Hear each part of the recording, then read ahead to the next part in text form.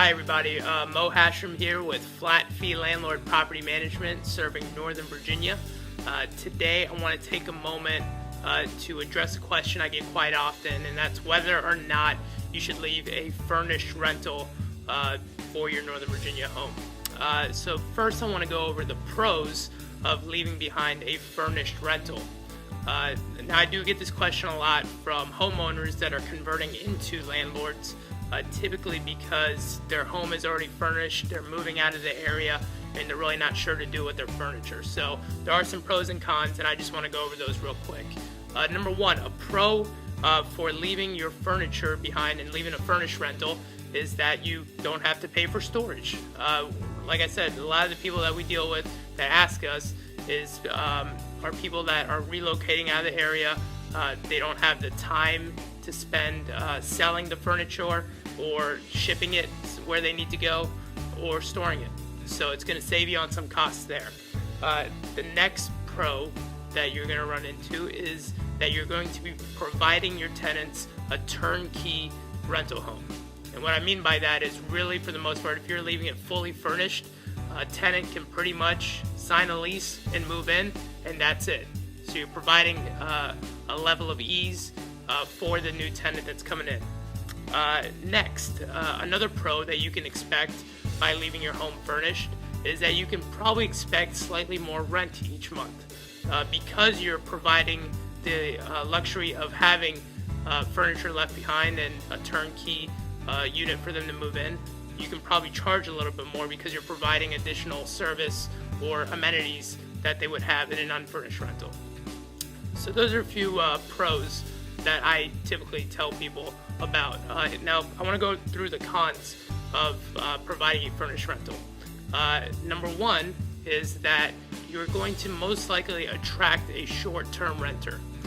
Typically, the types of renters that you're going to attract when you provide a furnished rental are going to be people that are coming from corporate relocation or somebody that's just looking for short-term housing while they either find a more permanent residence in the area, or if it's a contractor that's just here for a short-term project that may be a little bit more than a month, where a extended stay or a hotel may not be the option, that's a furnished rental may be. So they'll sign anywhere at least typically from a month to 3 months, maximum about 6 months. So that's really what you can expect in terms of the type of renter you will attract. Another con is that you can expect a higher vacancy in between renters. Just keep in mind, every single time you find or sign a short-term lease with a renter, when that lease is up, you need to go out and find another tenant. And typically there is some vacancy time in between from when the old renter moves out and when the new renter moves in. Another con is that there are slightly higher costs associated with leaving your property furnished, mainly with turnover cleanings. Typically when a old tenant moves out and a new one moves in, as a landlord you want to provide your newest tenant a clean sanitary area, and I always recommend getting a professional cleaning done in between tenants. Well, if you have more leases and higher turnover, that means you're not only going to be paying for more cleanings, but also because the house is furnished, typically professional cleaners charge a little bit more. If you go the route of hiring a professional cleaner, charge more to clean a furnished rental versus a vacant rental. Another con is that because you're providing so many more amenities, furniture, and things of that nature, it's going to take you a little bit longer to inspect those property or inspect those things when you check in your tenant. I always recommend check inspections, whether it's a check-in inspection or a check-out inspection. Both of them are going to be a little bit longer because not only are you now checking the condition of the property, but you also have to make sure you're monitoring and keeping note of the condition of the furniture as well, to make sure you can hold your tenant responsible for any damage that they may have caused to the furniture. Another con that you may want to consider is that it may take a little bit longer to find a tenant when it is furnished. Not everybody has the same taste in furniture, so when you put up typically in a typical rental transaction, when you're trying to rent out your property, you're competing with other properties.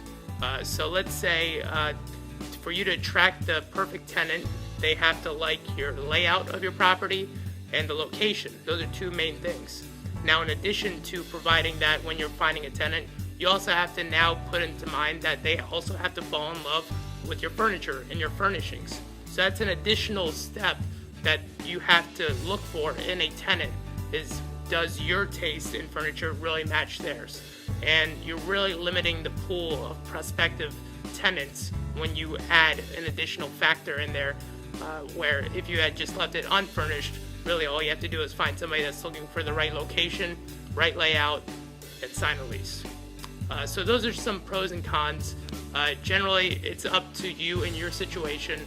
For the most part, like I said, with a furnished rental, you're going to have higher turnover.